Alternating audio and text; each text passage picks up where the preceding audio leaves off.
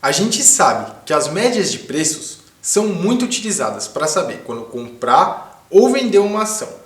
Mas sabia que existe um indicador que usa a diferença entre as médias para prever movimentos de alta ou de baixa? Esse é o MACD e é dele que eu vou falar agora no Coringa Econômico.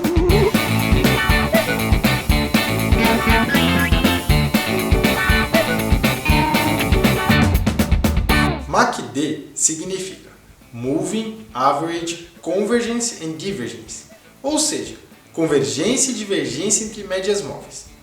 Ele foi desenvolvido nos Estados Unidos e usa a diferença entre as médias móveis para prever a tendência de uma ação ou de um mercado. Falando assim, até parece mais complicado do que realmente é.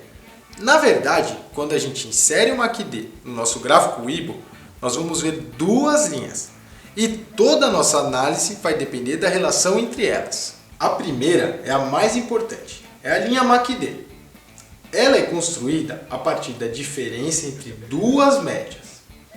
A segunda linha é uma linha indicativa, que é uma média simples de preços da nossa ação. E tudo isso vai sendo formado em cima de um eixo zero. Dá uma olhada nesse gráfico da Vale que vai ficar muito fácil de entender. Primeiro, nós temos o gráfico da ação. Depois, nós fomos lá e inserimos o indicador MACD, que mostra tanto a linha indicativa, que é a média, quanto a linha MACD.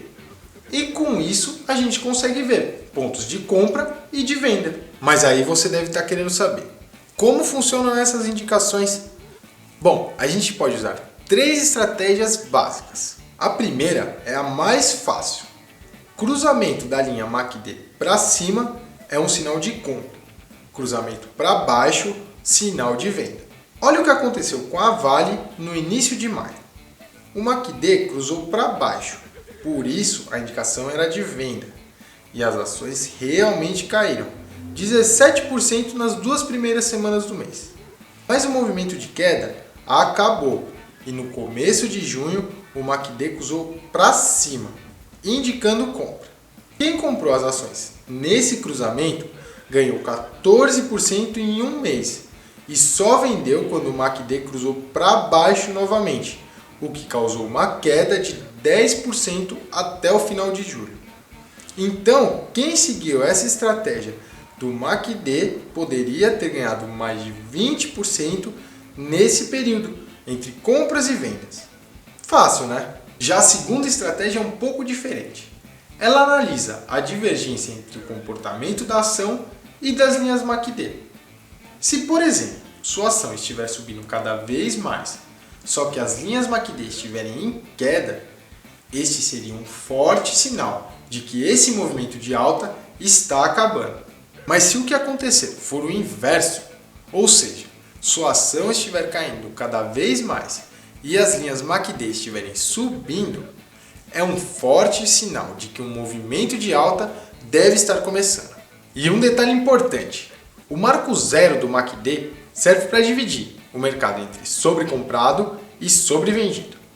Muito acima do marco zero nós temos um mercado sobrecomprado, ou seja, relativamente caro. Muito abaixo do zero, o mercado sobrevendido, relativamente barato. E o indicador é ainda mais eficaz nessas duas regiões. E alguns investidores ainda preferem usar uma terceira estratégia, é a do histograma MACD. Nessa estratégia, ao invés de vermos duas linhas, a linha MACD e a linha indicativa, nós vamos ver um único gráfico com a diferença entre as duas. As indicações serão vistas da seguinte forma. Se as barras do histograma estiverem subindo, a tendência é de alta. Se as barras do histograma estiverem caindo, a tendência é de baixa. E o marco zero divide o mercado entre sobrecompra e sobrevenda. E mesmo sabendo tudo isso, você não pode esquecer que é sempre importante confirmar o MACD com outras ferramentas para diminuir o nosso risco de erro. Mas fica tranquilo, porque no Weibo você tem inúmeras ferramentas para analisar sua ação. Então, galera, vocês entenderam. O MACD usa a diferença entre médias para saber quando comprar ou vender uma ação. A gente pode usar três estratégias: o cruzamento das linhas, as divergências ou o histograma.